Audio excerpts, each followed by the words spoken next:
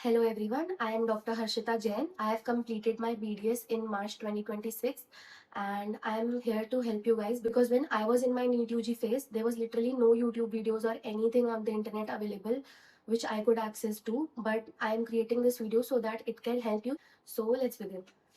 The first question, if you are in the NEET UG phase, but as soon as the results are out, everyone thinks ki, should I take a drop or should I take admission into BDS? My answer to that is very simple and very clear for that matter.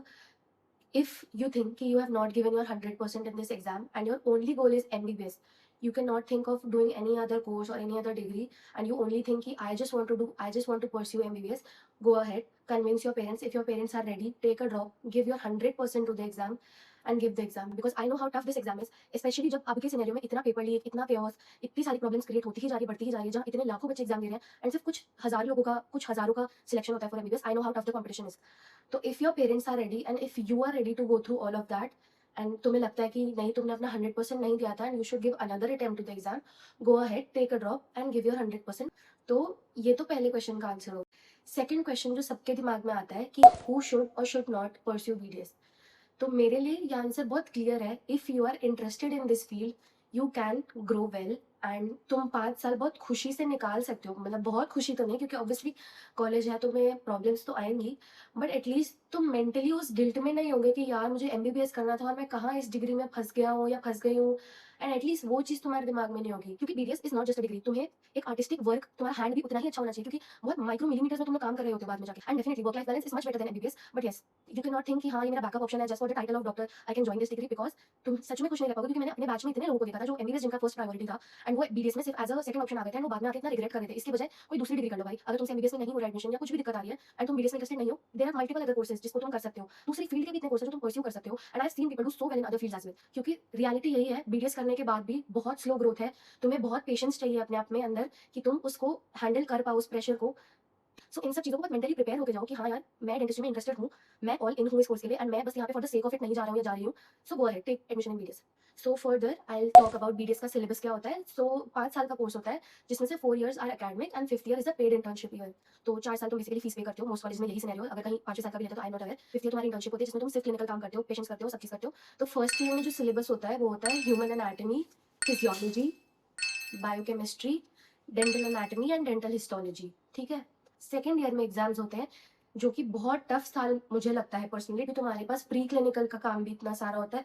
Subject सारे ही मुश्किल हैं, volatile है, इतने learning वाले हैं, समझने वाले हैं, सब ऐसे हैं. तो सेकेंड ईयर के सब्जेक्ट्स होते हैं pharma, microbiology, pathology and dental materials. उसके अलावा तुम pre clinical prosthodontics, pre clinical conservative dentistry and endodontics. तो यानी कि 2 तुम्हारे प्री क्लिनिकल सब्जेक्ट्स होते हैं, जिसमें तुम कैविटी प्रेप, आरसीटीज, ये सब तुम एक्सट्रैक्टेड या टाइफो टीथ पे करते हो.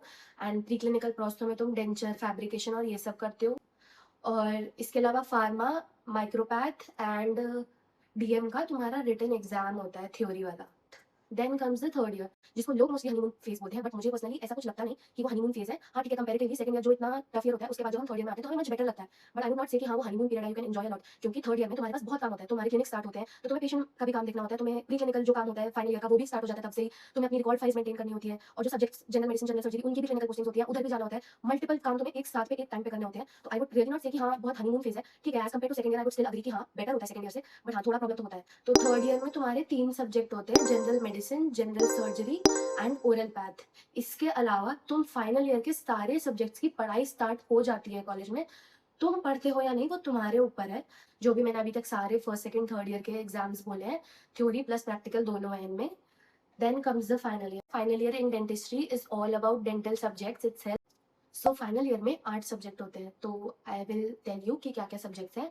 फर्स्ट आता है oral medicine and radiology, second is oral surgery, third being prosthodontics, fourth is conservative dentistry and endodontics, fifth is periodontics, sixth होता है public health dentistry, seventh orthodontics, eighth is paediatric dentistry. तो ये तुम्हारे 8 subject होते हैं final year के, जिनके theory exams plus practical exams. So now let's talk about the college where I have graduated from. That is ITS Dental College, Greater Noida. I had a good experience. Basically, पढ़ाई अच्छी थी, ठीक थी सारे through out the years. Think मेरे college की faculty मुझे personally अच्छी लगी थी, स्पेशली फाइनल ईयर की। उससे पहले तक का हाँ, सब सही था। पेशेंट फ्लो बहुत अच्छा, मतलब मैं जब तक कॉलेज से निकली हूँ अभी, बहुत अच्छा पेशेंट फ्लो था। जो ट्रीटमेंट हम सोच सकते हैं एज़ एन इंटर्न कंप्लीट करने का, वो सब हमें करने को मिला है, क्योंकि एक तो टीचर्स बहुत विलिंग होते हैं सिखाने के लिए, ऊपर से इतना अच्छा पेशेंट फ्लो होता है, तो तुम हर बच्चे को चांस मिलता है। उसके बाद campus life is also good, आस-पास चीज़ें हैं जो तुम जा सकते हो। ऐसा नहीं है कि बिल्कुल ही कोई अजीब सी लोकेलिटी पे है जो बिल्कुल अनसेफ हो या ऐसा कुछ। ये मुझे नहीं लगता कि अनसेफ एरिया था जो मेरा कॉलेज था उधर। Much better than the colleges I visited when I was about to take admission BDS में।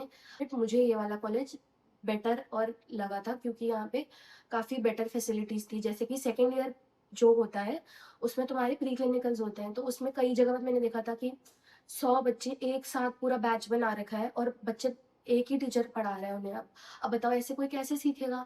जबकि यहाँ मेरे कॉलेज में ऐसा था कि 30-30 स्टूडेंट्स का बैच डिवाइडेड था।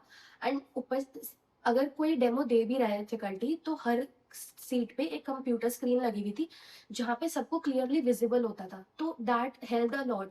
एंड अगर किसी को, चलो अगर किसी को सबको साथ बुला के भी पढ़ाना है तो 30 बच्चों में स्टिल पॉसिबल है कि हाँ यार, सब पे ध्यान दिया जा रहा है या सब लोग इजीली देख पा रहे हैं।